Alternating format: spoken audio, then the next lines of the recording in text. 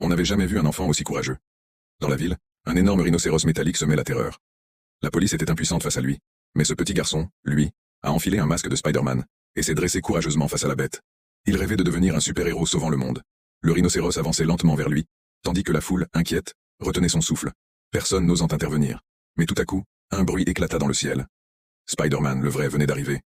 Il dit au petit garçon: « Merci d'avoir pris les devants, t'es vraiment le gamin le plus courageux que j'ai jamais vu. Laisse-moi m'occuper de ce monstre, toi, va retrouver ta maman, d'accord? Allez, file. » Même s'il est un super-héros, Spider-Man porte sur ses épaules une immense responsabilité. Chaque jour, il veille sur la ville et lutte contre le crime. Ce jour-là, une camionnette, pleine de produits dangereux, a été détournée par des bandits, fonçant à toute vitesse dans les rues.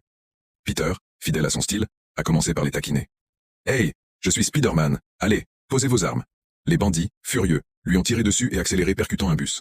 Peter, avec une acrobatie impressionnante, a sauvé tout le monde à bord, esquivant les balles et neutralisant les méchants avec style. Une autre journée de travail pour Spider-Man. Il a aussi sauvé un jeune homme afro-américain, qui n'était autre que Max Dillon, celui qui deviendra plus tard l'un de ses plus grands ennemis, Electro. Mais pour l'instant, Max était juste un pauvre gars. « Comment tu connais mon nom? Je suis un vrai nobody. » Spider-Man bienveillant lui répondit. « T'es pas un nobody, tu comptes. » Ces mots ont bouleversé Max, lui qui avait toujours été si timide et effacé, et il devint un fan inconditionnel de Spider-Man, vantant ses mérites partout. Mais tout a basculé le jour de son anniversaire. Max, malgré ses efforts au travail, voyait ses réussites être volées par son patron. En plus, il devait travailler tard le soir. « C'est mon anniversaire, tout le monde part et je dois rester. Pourquoi moi? Parce que tu es spécial, lui répond-on ironiquement.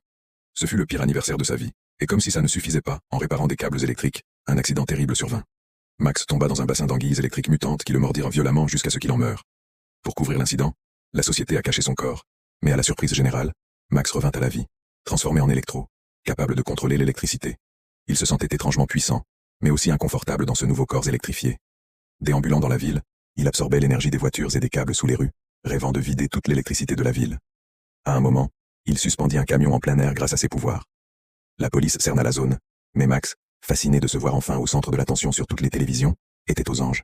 Lui, qui n'avait jamais été remarqué, était devenu une star.